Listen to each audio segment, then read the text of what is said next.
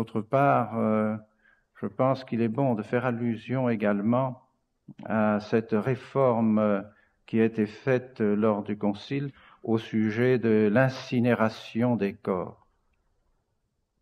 Je pense qu'on peut faire allusion à cela au moment où l'on parle de nos chers défunts.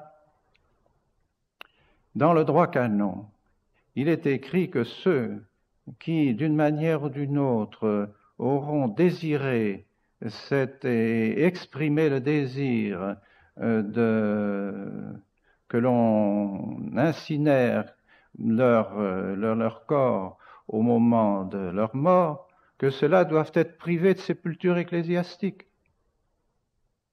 Ils doivent être privés de sépulture ecclésiastique. C'est le droit. Sans doute, l'Église, au Concile, a changé ce droit, mais c'est là une des choses qui paraît les plus abominables.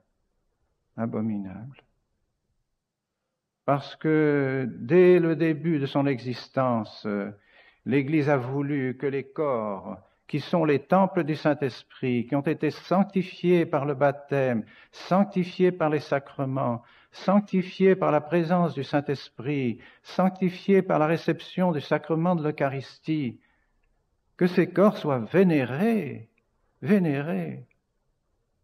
Et il est marqué dans le droit canon que même les membres d'un chrétien, un catholique, qui sont amputés dans une clinique, doivent être enterrés, ne doivent pas être brûlés.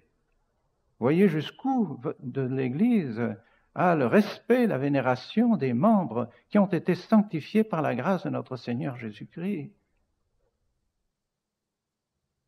Alors, nous refuserons absolument cette coutume abominable, qui est d'ailleurs une coutume maçonnique.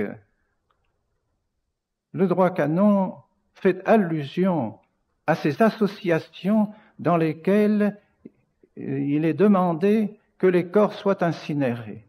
Et ces associations sont précisément les associations maçonniques.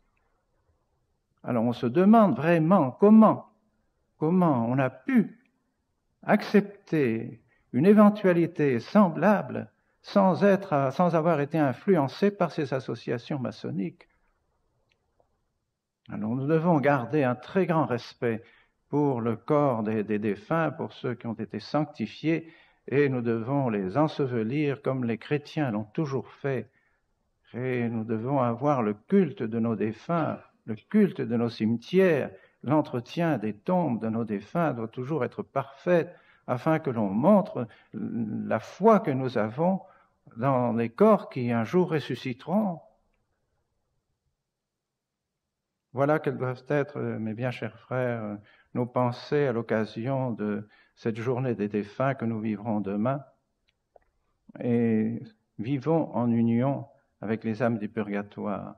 Et demandons à la très sainte Vierge Marie, elle qui a assisté à l'ensevelissement de son Fils, demandons-lui de nous donner l'amour qu'elle a eu pour le corps de son divin Fils et le respect qu'elle a eu pour le corps de son divin Fils.